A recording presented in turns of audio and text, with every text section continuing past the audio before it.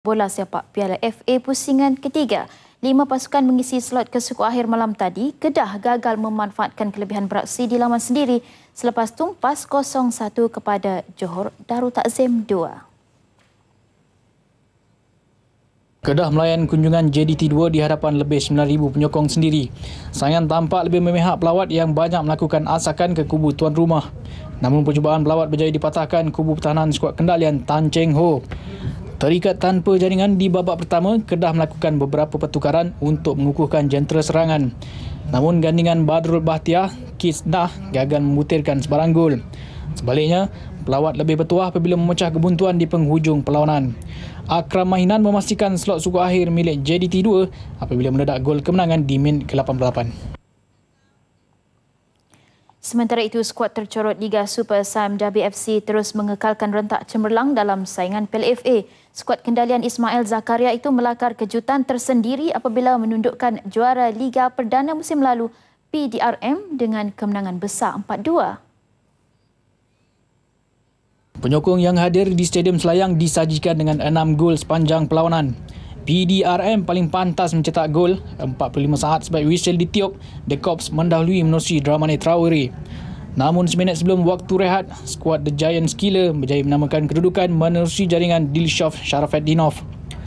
Bersambung babak kedua, anak-anak buah Ismail Zakaria tidak menunggu lama apabila pemain import Sime Derby Ivan Dragicevic berjaya menaduk masuk gol kedua di minit ke-49. Ketinggalan 1 gol, anak-anak buah Azman Adenan berjaya menyamakan kedudukan menerusi jaringan Mamadou Soumaré di minit ke-63. Kelekaan pertahanan The Cops dihukum Nemanja Vidakovic yang mencetak 2 gol untuk Sime Derby FC di minit ke-71 dan 74. Kedudukan 4-2 memihak skuad kendalian Ismail Zakaria kekal hingga tamat perlawanan.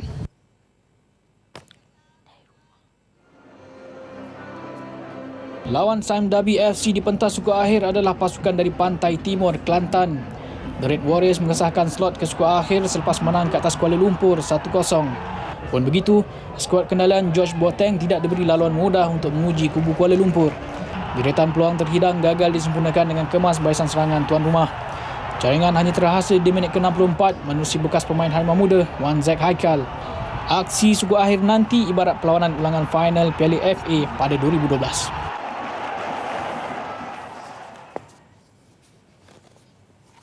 Di Ipoh, Perak menutup impian kelab dari Terengganu T-Team untuk mara ke suku akhir selepas melakar kemenangan 2-1 di Ipoh. Wong Nam Kum muncul hero The Bosgaurus apabila meledak kedua-dua gol untuk Perak. Rancakan perlawanan terjejas apabila dicemari dengan insiden kekasaran, menyaksikan 2 kad merah dilayangkan pengadil. Selepas tumpas kepada PDRM dalam saingan Liga Super minggu lalu, skuad kendalian Dato' M. Karatu tidak mahu kekalahan kedua berulang ketika melayan kunjungan T-Team. Pelawat lebih agresif memburu gol dan berjaya membuka tirai jaringan pada minit ke-14 menerusi Farhad Tajdiev. Namun kelebihan itu hanya bertahan 2 minit sebelum pemain import Korea Selatan, Wong Nam Kun menyamakan kedudukan untuk tuan rumah. Kelibat Nam Kun nyata mencemaskan barisan pertahanan pelawat. Mimpi ngeri itu menjadi kenyataan apabila Wong Nam Kun sekali lagi mencetak nama selaku penjaring kedua Perak. Babak kedua perlawanan, ketika kedua-dua pasukan rancak melakukan serangan, insiden kekasaran berlaku melibatkan Syazwan Roslan dan Muhammad Nur Hakim Hassan sekaligus dilayangkan kad merah oleh pengadil perlawanan Muhammad Nazmi Nasaruddin. Tiada jaringan tambahan dilakar sehingga tamat perlawanan, sekaligus Perak bakal menanti lawannya sama ada Selangor atau Terengganu.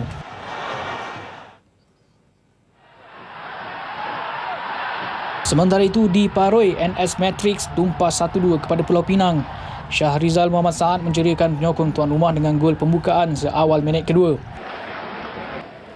Namun Pulau Pinang bangkit dengan jaringan penyamaan menerusi Alberto Gonçalves da Costa di minit ke-12 sebelum seorang lagi pemain import Pulau Pinang, Lee Gil Hun, memastikan suku akhir milik Harimau Kumbang dengan gol kemenangan di minit ke-79.